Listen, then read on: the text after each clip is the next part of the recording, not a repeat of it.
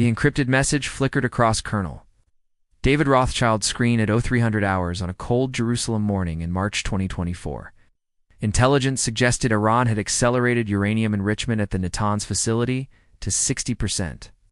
Purity dangerously close to weapons-grade levels? Israeli Defense Forces Unit 8200 had intercepted communications indicating something far more sinister than civilian nuclear energy production.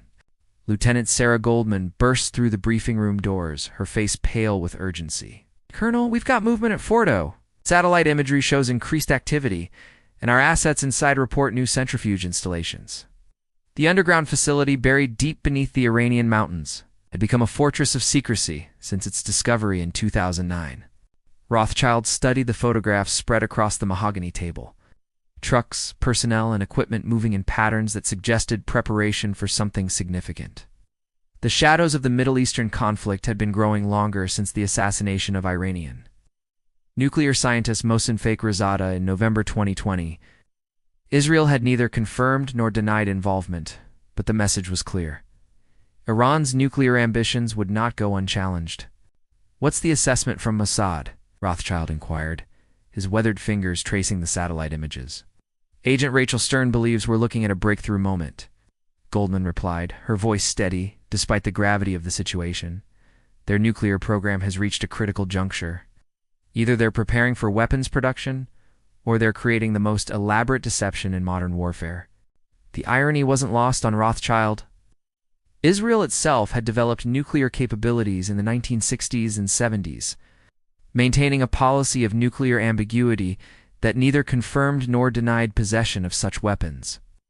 Now they faced a regional rival potentially following the same path, but with vastly different intentions. According to intelligence reports referenced from the International Atomic Energy Agency's classified assessments, Iran had accumulated over 4,000 kilograms of enriched uranium, far exceeding the limits established by the Joint Comprehensive Plan of Action Agreement that former President Donald Trump had withdrawn from in 2018. The subsequent maximum pressure campaign had pushed Iran further from compliance, creating a dangerous spiral of escalation. The colonel's secure phone buzzed with an incoming call from Prime Minister Benjamin Netanyahu's office. The conversation was brief but decisive.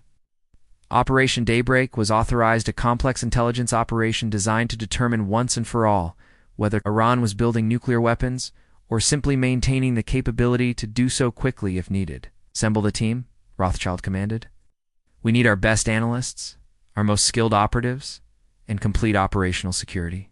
If Iran is indeed building nuclear weapons, the entire regional balance of power hangs in the balance." As dawn broke over Jerusalem, casting long shadows across the ancient city, the modern battle for Middle Eastern supremacy was about to enter its most dangerous phase. The question wasn't whether conflict would commit, was whether the world could prevent it from going nuclear. The stage was set for a confrontation that would test not only military capabilities, but the very foundations of international diplomacy and nuclear non-proliferation efforts that had kept the peace for decades. General Ahmad Kazemi stood in the reinforced bunker, 300 meters beneath the Iranian capital, watching technicians monitor screens displaying data from nuclear facilities across the country. The morning briefing on April 15, 2024, had revealed disturbing intelligence. Israeli cyber warfare units had attempted to infiltrate Iran's nuclear command and control systems. "The Zionist regime grows desperate," Kazemi muttered to his aide, Major Hassan Rouhani. "Their attacks on our scientists, their cyber warfare, their diplomatic pressure, all evidence of their fear of our peaceful nuclear program." The Iranian Revolutionary Guard Corps had been tasked with protecting the nuclear program since its inception. What began as a genuine civilian energy initiative under the Shah in the 1950s had evolved into something far more complex following the Islamic Revolution of 1979.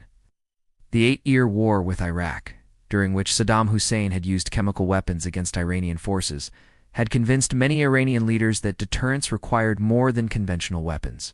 Rouhani presented the latest intelligence report. "General, our sources indicate Israel is preparing a preemptive strike. Operation Daybreak appears to be more than intelligence gatherings, preparation for military action." Kazemi studied the classified documents. Israeli F-35 stealth fighters had been conducting unusual training exercises, practicing long-range missions that matched the distance to Iranian nuclear facilities. The implications were clear. Israel was preparing to follow through on decades of threats to prevent Iran from acquiring nuclear weapons. The general's secure communication device buzzed with an encrypted message from Supreme Leader Ali Khamenei's office. The leadership had made a decision that would reshape the entire conflict. Iran would accelerate its nuclear program not to build weapons, but to achieve what experts called nuclear latency, the ability to quickly produce weapons if threatened with imminent attack. Repair the Fordo facility for maximum enrichment, Kazemi ordered. If the Israelis want to play this game, we'll show them we're not intimidated. The Iranian strategy was calculated. By pushing uranium enrichment to 90% purity weapons grade, they could demonstrate capability without actually assembling nuclear weapons. This would maintain plausible deniability, while creating maximum leverage in future negotiations. Intelligence from the Islamic Revolutionary Guard Corps indicated that Israel's nuclear arsenal, estimated at 80 to 400 warheads according to various international assessments, gave them overwhelming regional superiority. Iran's conventional missile program, however, had advanced significantly since the American withdrawal from the nuclear agreement. The Shahab-3 missiles, capable of reaching Israeli territory, had been supplemented by more advanced systems, including the Saghjil-2 and Khorramshahr missiles. These weapons, combined with Iran's network of regional proxy forces, created a complex deterrence equation that didn't necessarily require nuclear weapons to be effective. As referenced in intelligence reports from the United Nations Security Council, Iran's ballistic missile program had violated numerous international sanctions, but the weapons remained conventional. The question facing both Tehran and Jerusalem was whether this balance could be maintained, or if the logic of escalation would drive both nations toward direct confrontation. Kazemi walked to the Secure Communications Center, where a direct line to Iranian President Ibrahim Raisi awaited. The conversation would determine whether Iran would step back from the nuclear threshold or cross it, potentially triggering the regional war that both nations claim to want to avoid. The general's decision would echo across the Middle East, potentially reshaping alliances, triggering international interventions, and testing the limits of nuclear deterrence in one of the world's most volatile regions. Captain Michael Chen stared at the cascade of code flowing across his monitors in the underground facility. Beneath Tel Aviv, the Unit 8200 Cyber Warfare Division had been tasked with the most ambitious digital infiltration in Israeli military history. Their target: Iran's nuclear command and control systems buried deep within the Natanz and Fordo facilities. "We're in," announced Lieutenant Rebecca Martinez, her fingers dancing across the keyboard. The Stuxnet architecture we developed with American NSA cooperation in 2010 is still viable, but they've upgraded their defenses significantly. The irony wasn't lost on Chun Stuxnet. The world's first known cyber weapon specifically designed to destroy physical infrastructure had successfully damaged Iranian centrifuges over a decade ago.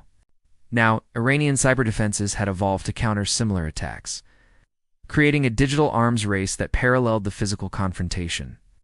Dr. Alina Vasquez, the unit's lead cyber warfare analyst, studied the intelligence streaming from their penetration of Iranian systems. Their enrichment programs show consistent patterns with weapons development, but there's something else. They're deliberately leaving digital fingerprints that could be interpreted either way.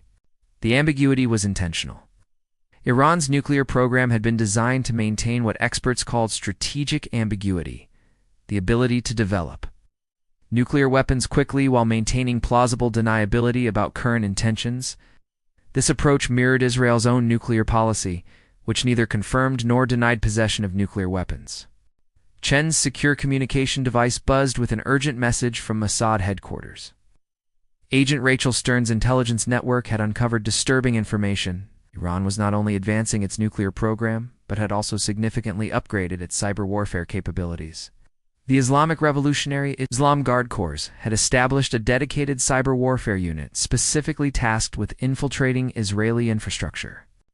"Captain, we're detecting counter-intrusion attempts," Martinez reported, her voice tight with concern. "They're not just defending, they're actively trying to penetrate our systems." The cyber battle had begun in earnest.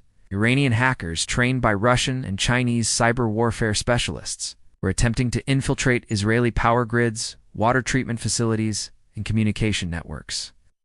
The stakes had escalated beyond nuclear facilities to the entire digital infrastructure that maintained modern civilization. According to classified intelligence reports from the Israeli National Cyber Directorate, Iran's cyber warfare capabilities had advanced dramatically since the 2020 attack on Israeli water treatment facilities. The Islamic Revolutionary Guard Corps had recruited skilled hackers from universities and private sector companies, creating a cyber warfare force capable of sophisticated attacks on civilian infrastructure. Dr. Vasquez identified the pattern emerging from the digital confrontation. Not trying to destroy our nuclear program, they're trying to create mutual vulnerability. If we can damage their nuclear facilities through cyber attacks, they want to demonstrate they can cripple our civilian infrastructure. The strategy represented a new form of deterrence. Rather than matching Israel's nuclear capabilities, Iran was developing asymmetric responses that could inflict significant damage without crossing the nuclear threshold. Cyber warfare offered the potential for devastating attacks while maintaining plausible deniability and avoiding the international consequences of nuclear weapons development. Chen made a decision that would reshape the digital battlefield.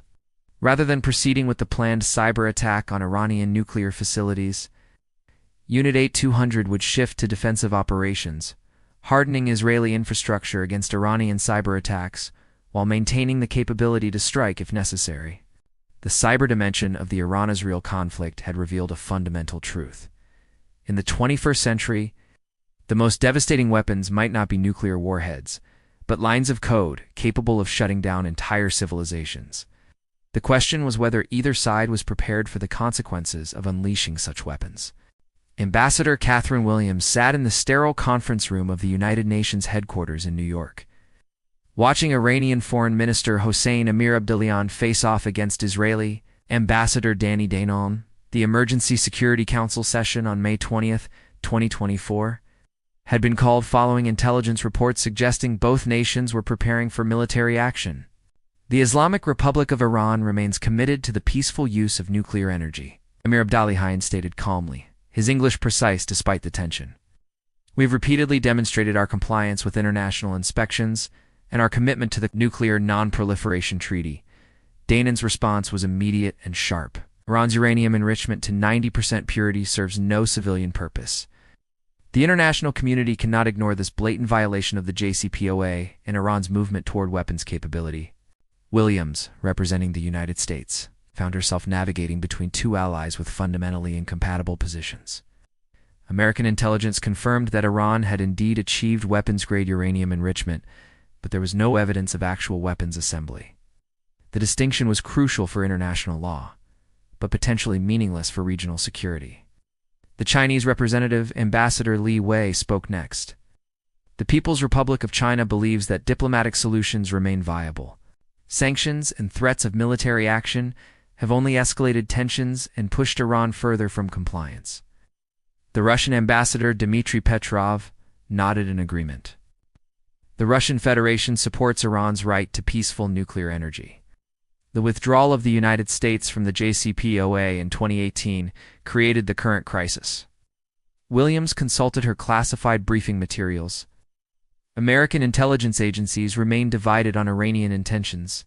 The CIA assessed that Iran was maintaining nuclear weapons capability without actually building weapons, while the Defense Intelligence Agency believed Iran was actively developing nuclear warheads. The difference in assessment reflected the complexity of determining intentions from capability. According to intelligence reports referenced from the International Atomic Energy Agency's confidential assessments, Iran had accumulated sufficient fissile material for multiple nuclear weapons, but had not taken the final steps toward weaponization. The agency's inspectors had been denied access to several facilities, creating gaps in international oversight that fueled speculation about hidden weapons development. The French representative, Ambassador Sophie Dubois, proposed a compromise. France suggests a return to enhanced inspections combined with limited sanctions relief. Iran must demonstrate transparency, while receiving incentives for compliance. The proposal highlighted the fundamental challenge facing international diplomacy. Iran's nuclear program had advanced to the point where complete reversal was unlikely. But the international community remained unwilling to accept Iran as a nuclear threshold state. The diplomatic options had narrowed to managing Iran's nuclear capability rather than eliminating it.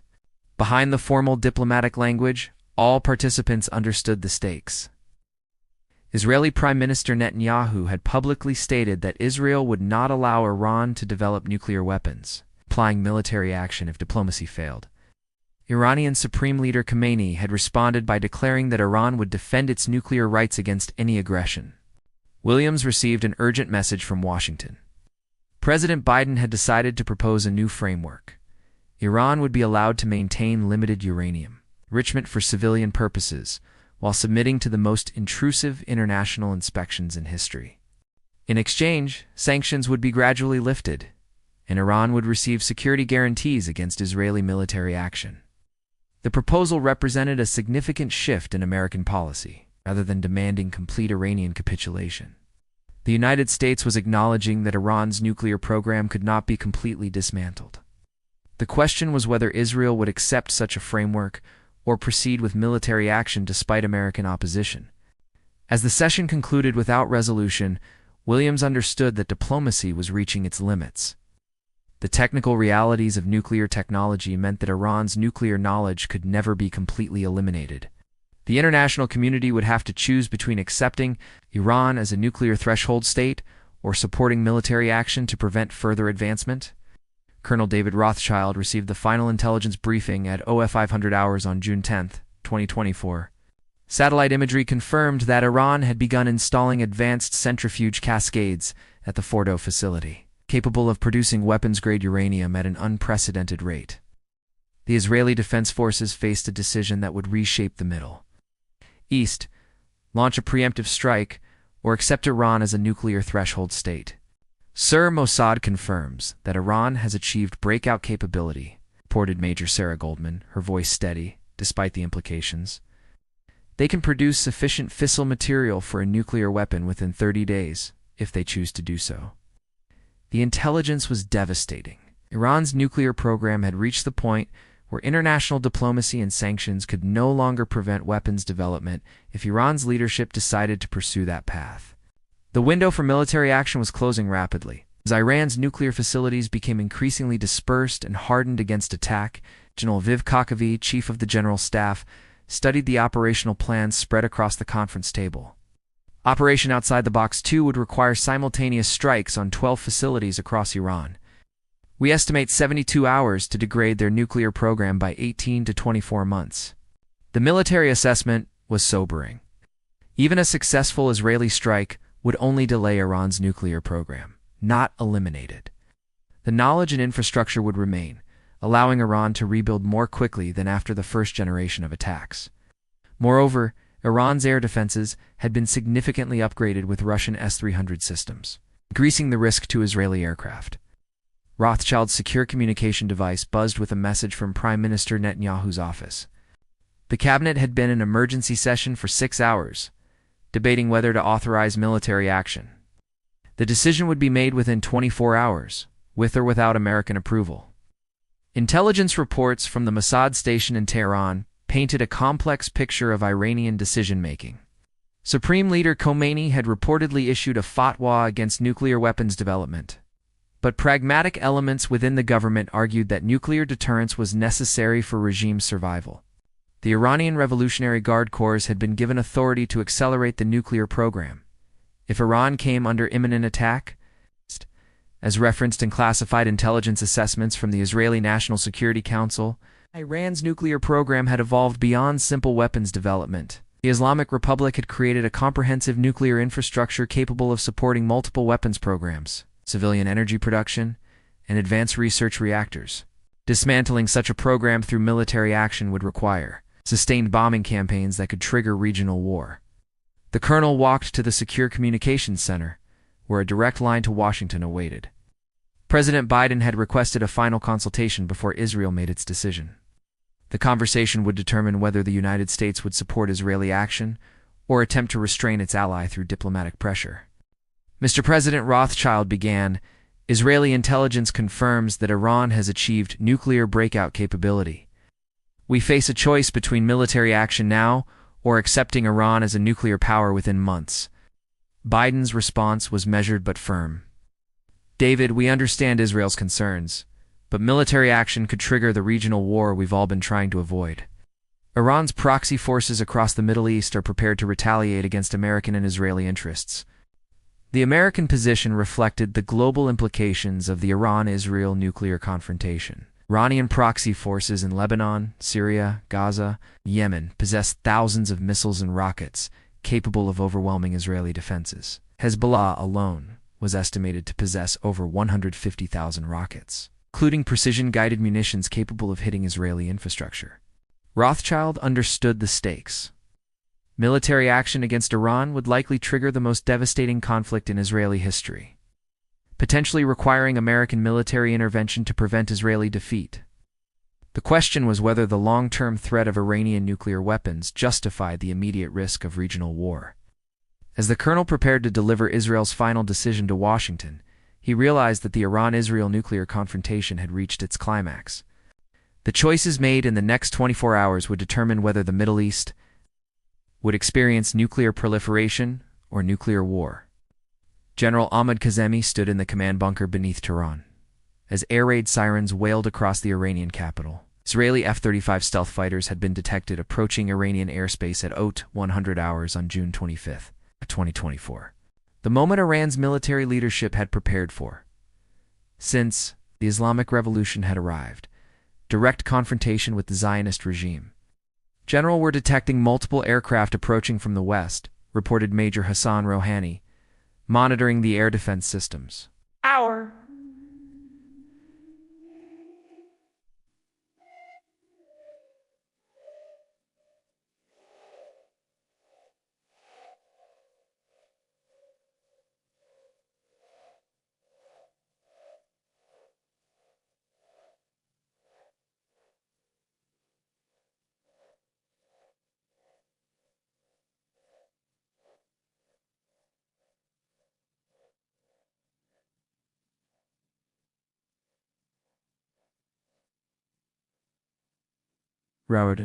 But the stealth technology makes precise targeting difficult. Kazemi studied the tactical display showing Iranian air defenses across the country. The Islamic Revolutionary Guard Corps had spent over a decade preparing for this moment, dispersing nuclear facilities, hardening bunkers, and developing asymmetric responses to Israeli attacks. The question was whether Iran's defenses could withstand the most sophisticated air force in the Middle East. The Iranian response had been planned for years. Within minutes of Israeli aircraft crossing into Iranian airspace, Hezbollah forces in Lebanon would launch thousands of rockets at Israeli cities. Hamas and Gaza would open a second front, while Iranian proxy forces in Syria and Iraq would attack American and Israeli targets. The regional war that both sides had sought to avoid was about to begin.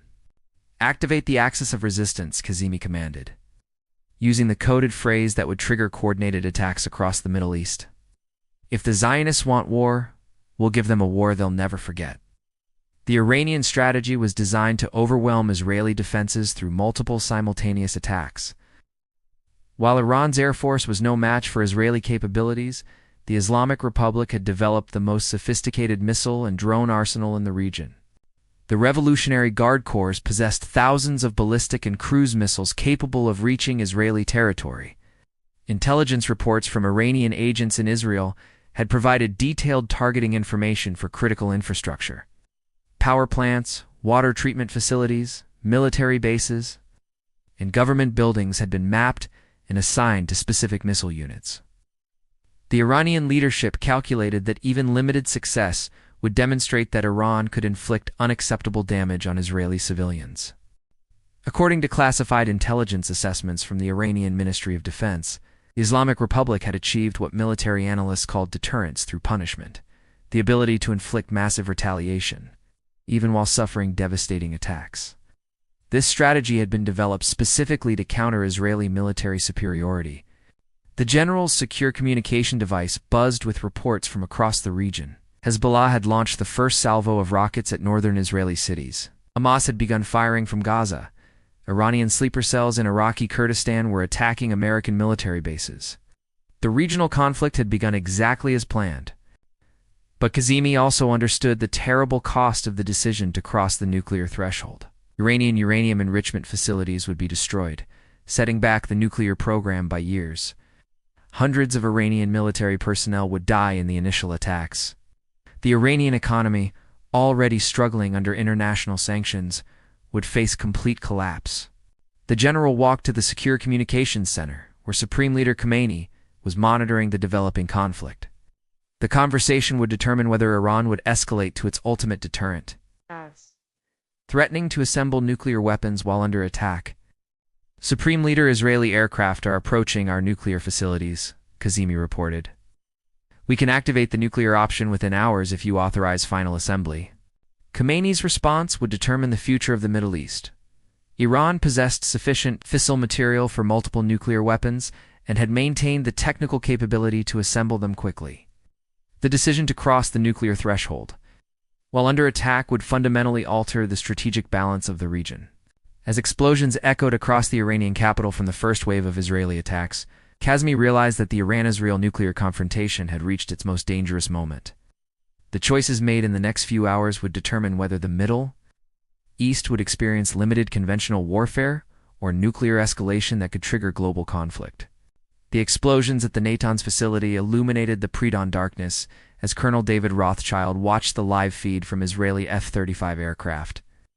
Operation Outside the Box 2 had achieved tactical success, destroying key centrifuge cascades and setting back Iran's nuclear program by an estimated 18 months.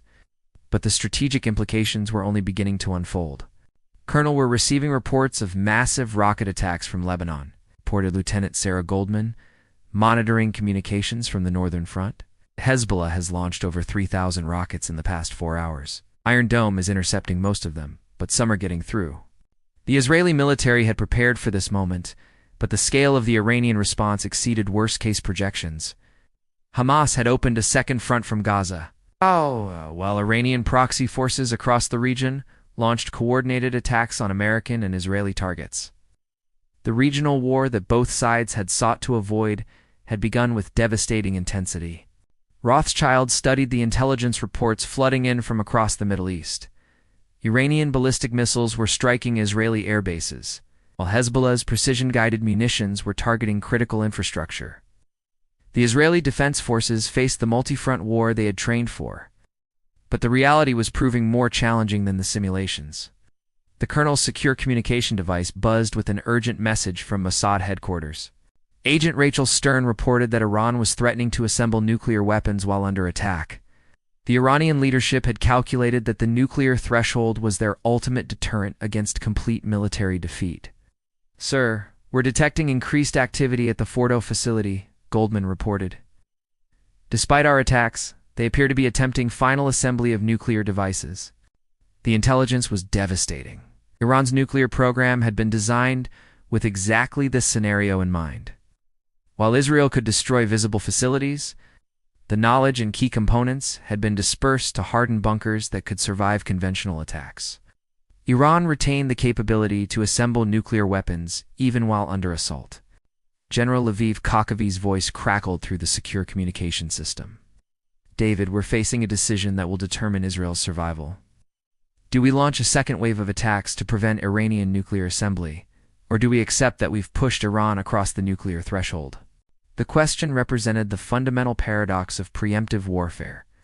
Israel's attack on Iran's nuclear facilities had been designed to prevent nuclear weapons development, but the assault had actually accelerated Iranian decision-making toward nuclear weapons assembly. The military action had created the very threat it was intended to eliminate. According to intelligence reports from the Israeli National Security Council, Iran's nuclear program had reached the point where complete elimination was no longer possible through conventional military means. The Islamic Republic had achieved what experts called nuclear resilience, the ability to maintain weapons capability even under sustained attack.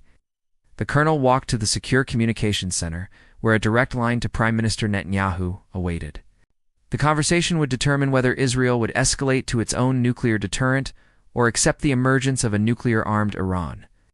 "Prime Minister, our intelligence confirms that Iran is attempting final assembly of nuclear weapons," Rothschild reported.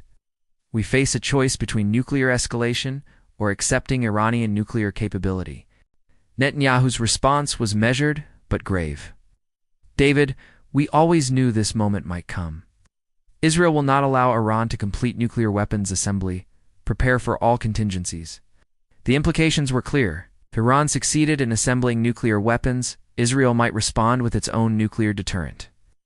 The Middle East stood on the brink of becoming the world's first nuclear battlefield since 1945. As dawn broke over the region, the Iran-Israel nuclear confrontation had reached its ultimate test. The question was no longer whether Iran was secretly building nuclear weapons. The secret was out, and the weapons were being assembled. The question now was whether the international community could prevent the world's most volatile region from crossing the nuclear threshold into mutual destruction. The battle for nuclear supremacy in the Middle East had begun, and its outcome would determine the fate of millions of civilians. Caught between two nations unwilling to accept the other's nuclear ambitions, the hype had become reality, and the reality was more dangerous than anyone had imagined.